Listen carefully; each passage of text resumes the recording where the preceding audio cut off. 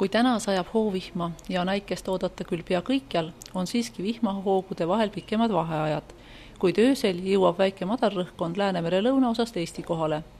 Olles küll ise väike, on sellel tsüklonil suured vihmavarud ja arenguruum äikesepilvede tekkeks. Selline olukord, kus Eesti kohal on madalrõhuala mitme väiksema tsükloniga, jääb püsima ka 4 päevaks. Alles reedel hakkab ilm tasapisi paranema, see tähendab, et ei saja enam kõikjal. Kuid õhutemperatuur hakkab kiiresti langema, kui täna saame veel õhutemperatuuri maksimumis 26–29 kraadi, siis reedel tuleb riidesse pannes arvestada, et päeva maksimumid jäävad sellest 10 kraadi madalamale, see tähendab 16–19 kraadi.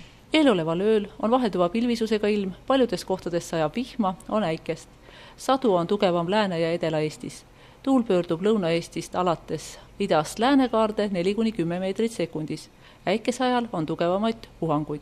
Sooja on 16–19 kraadi. Homne päev tuleb pilves selgimistega, sajab vihma, on äikest, sadu on paiguti tugev. Puhub muutliku suunaga tuul 2–7 meetrit sekundis, põhjarannikul tugevneb pärastlõunal kirdetuul kuni 14 meetrini sekundis. Tugevaid puhanguid on ka äikese ajal.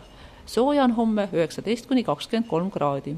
Ka neljapäeval on pilves selgimistega ilm, paljudes kohtades sajab hoovihma ja on äikese võimalus, puhub valdavalt ida- ja kirdetuul 3–9, põhjarannikul puhanguti 14 meetrit sekundis ja äikesega jällegi kaasnevad võimalikud tuulepuhangud. Sooja on öösel 11–17, päeval 14–19 kraadi. Reede öö on pilves selgimistega, mitmel pool sajab hoovihma, on äikese võimalus. Päeva jooksul pilvisus hõreneb ja saju võimalus on suurem veel vaid Lõuna-Eestis. Puhub ida- ja kirdetuul 3–10 meetrit sekundis, sooja on öösel 10–15, päeval 16–20 kraadi.